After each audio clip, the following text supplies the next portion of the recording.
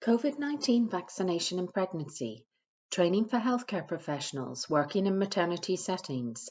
This module has been prepared by the HSE National Immunisation Office. What the presentation will cover.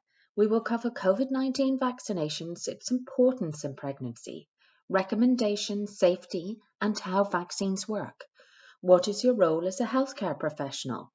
Frequently asked questions, making every consultation count, and motivational interviewing, vaccinations and breastfeeding, and additional Comirnaty, Pfizer-BioNTech, and Spikevax Moderna are both used in pregnancy. For the Spikevax and Moderna, it is only given to women aged 30 years and older.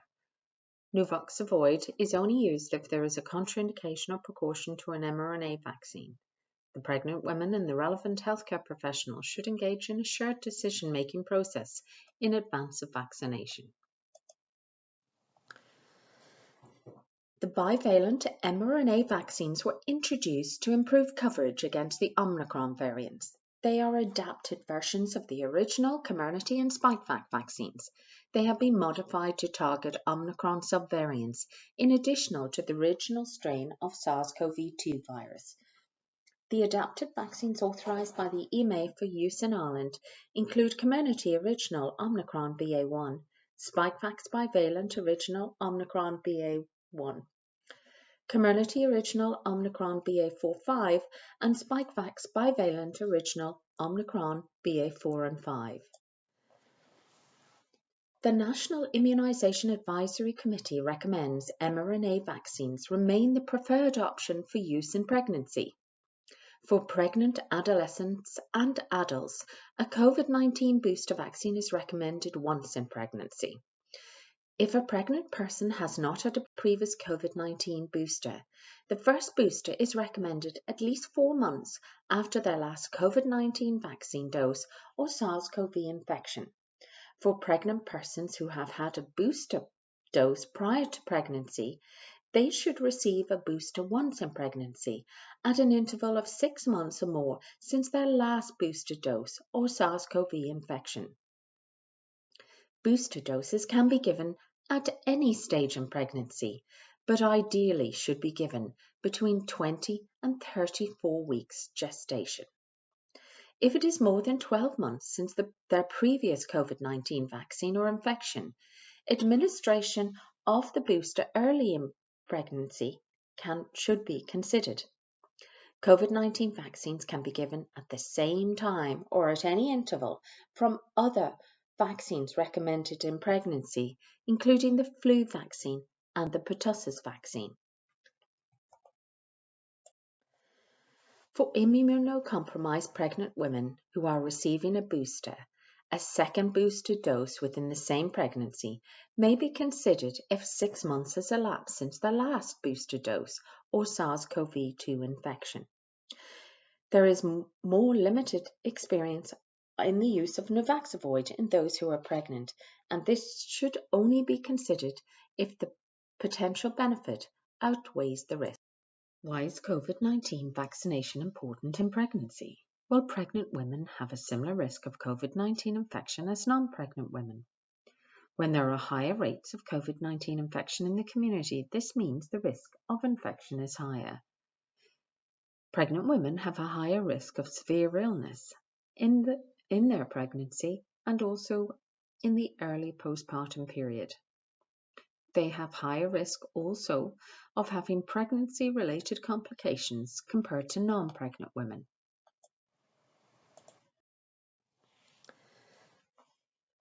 Pregnancy is a risk factor for severe COVID-19 infection alone. Healthy young pregnant women with none of the below risk factors have a significantly increased risk of severe COVID-19 infection.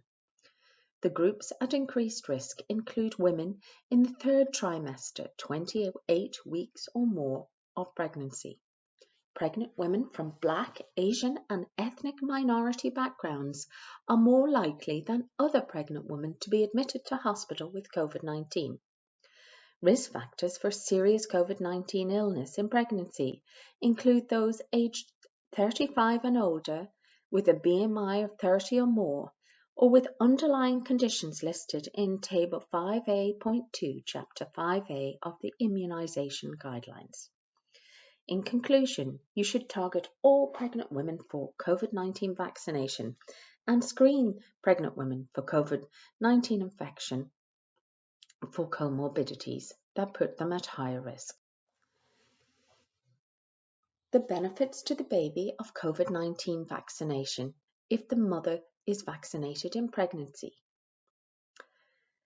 Children under the age of 1 are at higher risk of hospitalization and severe illness from COVID-19. Studies have shown that COVID-19 vaccination in pregnancy reduces the risk of stillbirth by up to 15%, reduces the risk of babies being admitted to hospital with COVID-19 in the first 6 months of life. Young babies whose mothers were vaccinated in pregnancy were less likely to need hospital care with COVID-19. Vaccination carries low risk for the baby in utero because mRNA vaccines are not live vaccines, so cannot infect either a mother or her unborn baby. The vaccine is rapidly broken down in a mother's body. It cannot become part of a mother or a baby's DNA. Animal studies of the mRNA vaccines did not show any unexpected risk, and there is no plausible biological mechanism which could affect the unborn baby or fertility. COVID-19 infection in pregnancy has a higher risk for the baby of premature delivery if the mother has severe illness, stillbirth, admission to the neonatal intensive care unit, potential for long-term sequelae from the baby, of the life-saving care provided or medications administered to the mum if admitted to the intensive care unit. Studies have found that vertical transmission from mother to baby in utero is rare.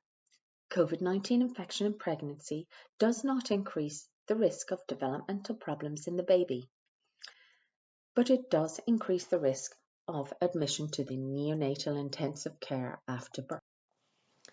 COVID-19 in pregnancy may increase the risk of adverse pregnancy outcomes.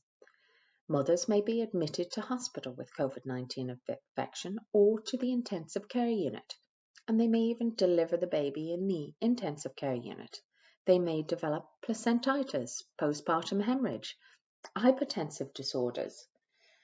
Preeclampsia can even occur in asymptomatic cases, cesarean sections in mothers with severe disease, and even death from COVID-19. COVID-19 infection carries a higher risk of severe illness in the 3rd trimester of pregnancy. COVID-19 infection in pregnancy carries an increased risk of miscarriage. In the Omicron era, you're less likely to have a preterm birth or maternal critical care admission during the Omicron period. What is placentitis?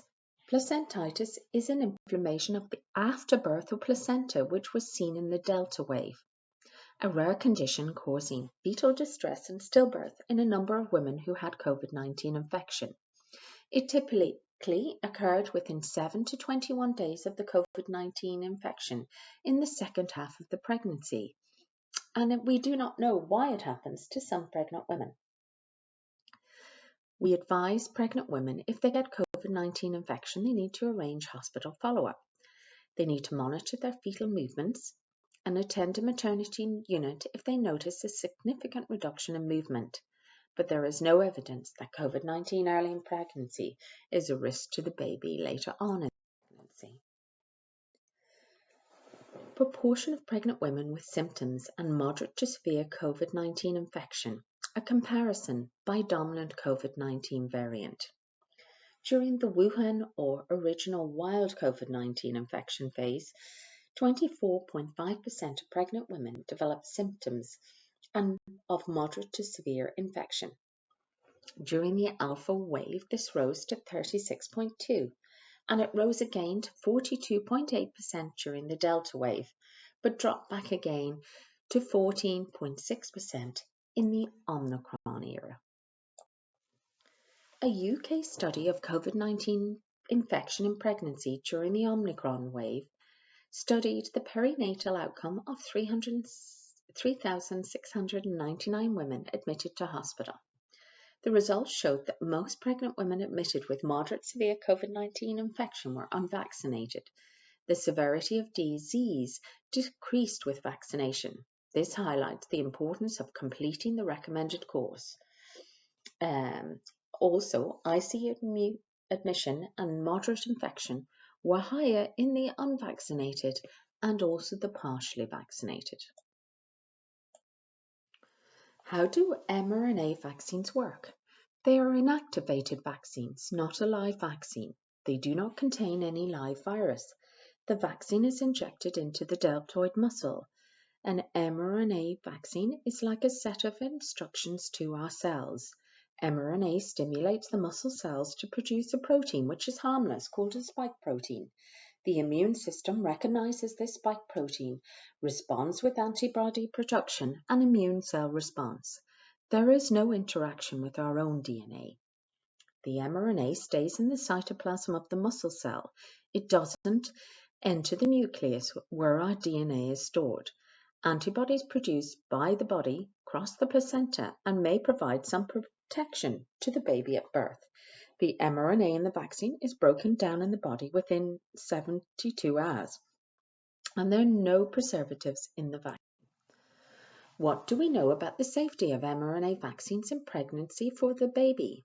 There is now a growing body of evidence on the safety and effectiveness of COVID-19 vaccination in both animals and human studies, clearly indicating that the benefits of vaccination outweigh any known or potential risk of COVID-19 vaccination during pregnancy. Vaccines are very closely monitored by multiple agencies, including the World Health Organization, the European Medicines Agency, the FDA in America, and also the MHRA in the UK. At this stage, hundreds of thousands of pregnant women vaccinated around the world in the USA, Canada, North America, Europe, and Israel, and there have been no safety concerns identified for pregnancy. Professional organizations around the world strongly recommend the COVID-19 vaccines in pregnancy, including NIAC, WHO, the Irish Institute of Obstetricians and Gynecologists, the CDC in America, the UK JCVI, the COG in the UK, and the American College of Obstetricians Gynecologists, and the American College of Nurses and Midwives. And there are many more. What do we know about the safety of mRNA vaccines? In pregnant women, they were not included in the original trials. However, trials are now taking place in pregnant women, and multiple studies have now been published involving pregnant women who were pregnant when they received their COVID-19 vaccine or who became pregnant shortly after vaccination. These studies show that the COVID-19 vaccines are not associated with an increased risk of miscarriage, stillbirth, small for gestational age, preterm birth, or any other adverse outcomes. Some examples of these studies include a study of 105,446 pregnancies from the Vaccine Safety Data Link in the US, reporting that women who experienced a miscarriage were no more likely to have received a COVID-19 vaccine compared to those who did not experience a miscarriage. A registry from Canada included 30,892 women who had received the COVID-19 vaccine in pregnancy. It showed no increased risk of stillbirth, preterm birth, or small for gestational age, reported in 3,236 women who gave birth at the time of the study. Over 20 scientific studies in 8 countries with over 250,000 people vaccinated in pregnancy showed that COVID-19 vaccination is not associated with an increased risk of miscarriage, birth defects, stillbirth, growth problems in the baby, preterm birth, or admission to the neonatal intensive care unit. Studies from the UK, Israel, and the USA compared pregnancy outcomes among women who received a COVID-19 vaccine in pregnancy and those who did not. None reported an increased risk of adverse pregnancy outcome in those who received the vaccine. Some of these studies found evidence that vaccination reduced the risk of stillbirth and preterm birth. A miscarriage study in pregnant women in the USA of 100,000 and in Norway of 28,000 showed no increased risk with vaccination of miscarriage. A study in the UK of 180,000 women who received a COVID-19 vaccine in pregnancy showed no increased risk of miscarriage, preterm delivery, low birth weight, maternal or neonatal intensive care unit admission, fetal death, fetal abnormality, or pulmonary embolus.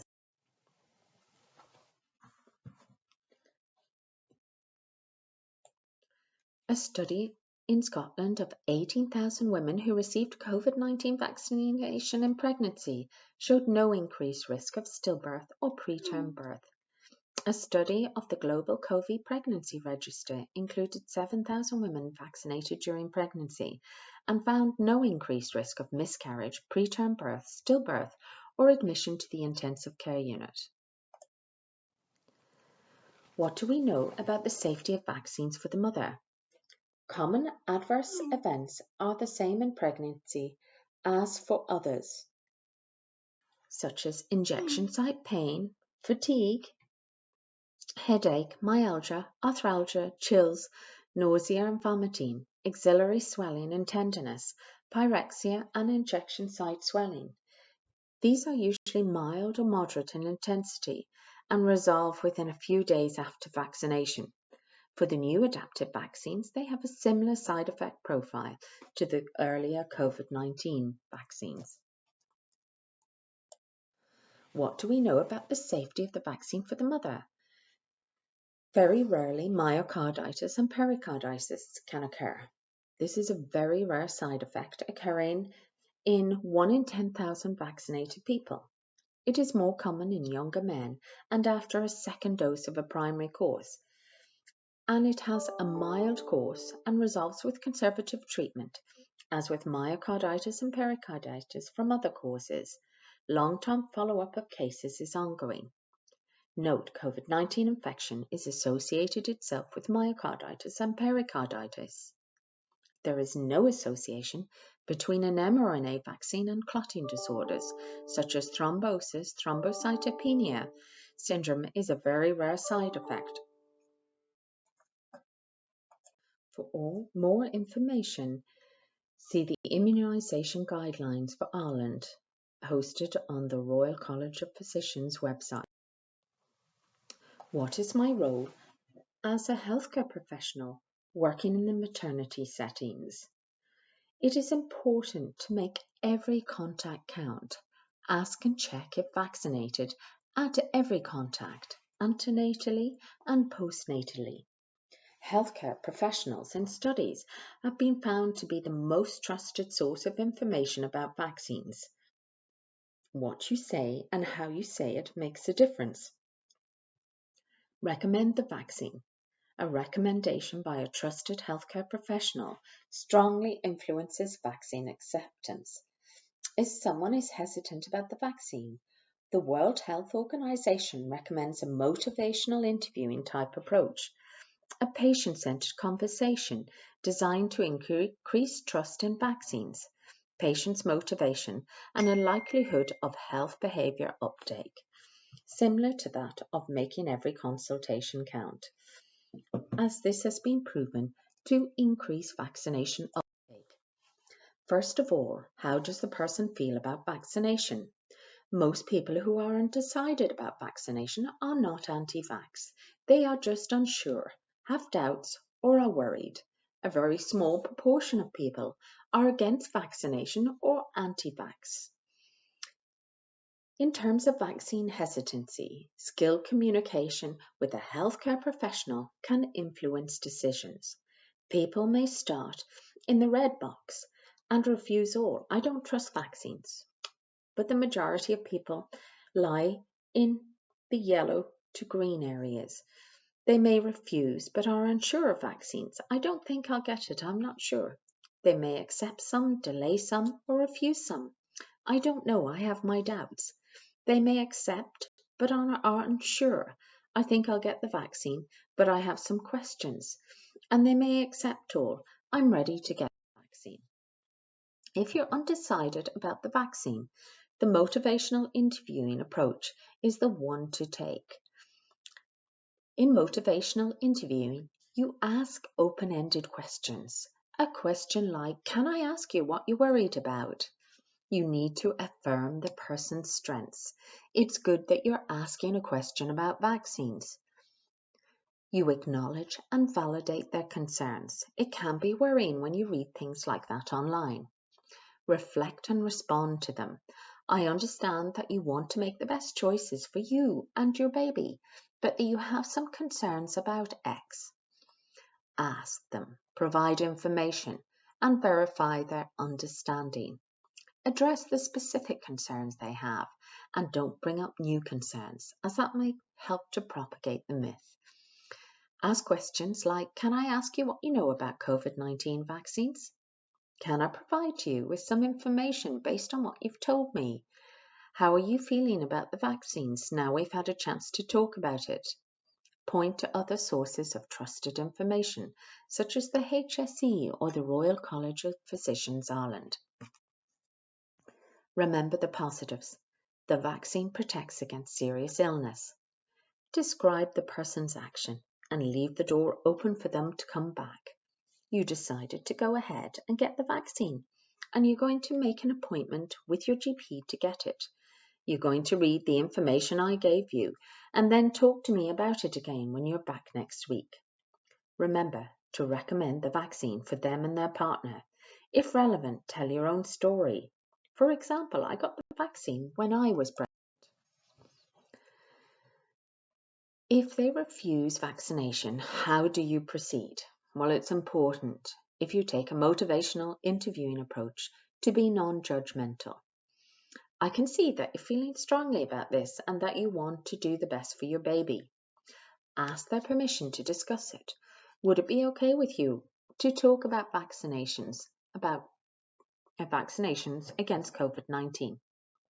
If they agree, offer information and focus on their specific concerns. Can I ask what your concerns are about the vaccine? Do not enter into debate or argument. I can see you feel strongly about this. Can help you get through a difficult conversation. Leave space for any future discussion and advise how they can protect themselves. Please know that if you ever want to talk about vaccines, you're welcome to come back. It's really important that you try and protect yourself against COVID-19 as much as you can. It's difficult to do, but avoiding crowded places and washing hands.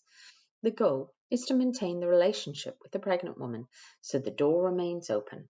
I'm happy to talk to you about it some more if you ever want to talk to me again about it. These are some of the frequently asked questions. Remember to adopt a motivational interviewing technique at each step. It's good you're asking questions about the vaccine. I know you want to know what's best for you and your baby. It can be worrying when you hear things like that. What are you concerned about? What have you heard that worries you? Can I share some information with you based on what you've told me? I'm worried about the vaccine as it is new. How do we know it's safe for the baby? Although vaccines are relatively new, they've now been given to millions of people around the world, including hundreds of thousands of pregnant women. The safety of vaccines is very closely monitored for safety in pregnancy by multiple agencies, both nationally and internationally, including the European Medicines Agency, the MHRA in the UK, the CDC and the FDA in the USA, and the World Health Organization. This means that we now have a lot of information about their safety. To date, hundreds of thousands of women worldwide have received a COVID-19 vaccine in pregnancy, and they have had no unexpected pregnancy or infant outcomes.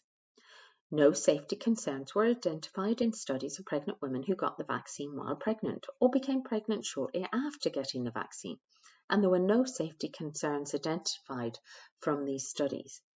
There has been no increased risk of miscarriage, no increased risk of congenital malformations or birth defects, no increased risk of stillbirth, no increased risk of growth problems, and no increased risk of preterm birth associated with the COVID-19 vaccine.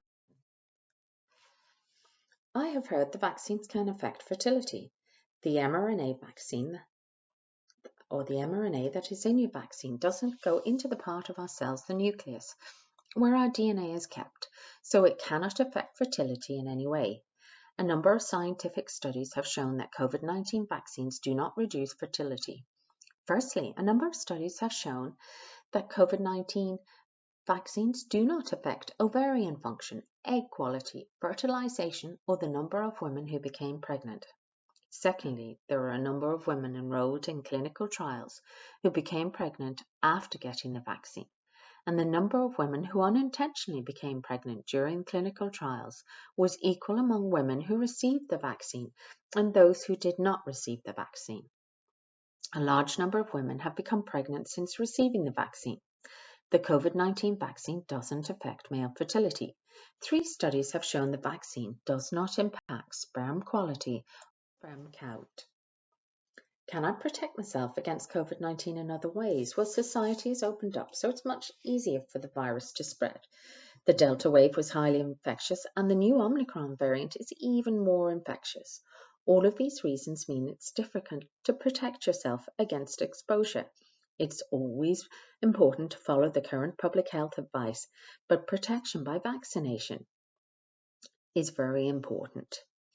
The vaccine helps to protect you against infection, and if you do get it, against the serious complications for you and your baby. I was vaccinated before I was pregnant. Do I really need a booster in the pregnancy? Yes. The protection from the vaccine gets weaker over time. And if you're pregnant, you're at risk of serious illness. It is important that your immunity gets a boost to give you better protection and protect the baby. The Omicron variant means that 2 doses may not protect you and that a booster dose is required. For pregnant adolescents and adults, a COVID-19 booster dose is recommended once in pregnancy. For the first booster, the interval is 4 months. For the second booster, the interval is more than 6 months since the previous COVID-19 vaccine or infection. COVID-19 vaccines can be given at any stage of pregnancy. The booster is ideally given between 20 and 34 weeks. If it is more than 12 months since their previous COVID-19 vaccine or infection, administration earlier in the pregnancy should be considered. Can I continue to breastfeed safely if I get vaccinated? Yes, you can continue to breastfeed. COVID-19 vaccines do not affect breastfed babies. There is no reason to avoid breastfeeding if you're vaccinated. Where can I find more information?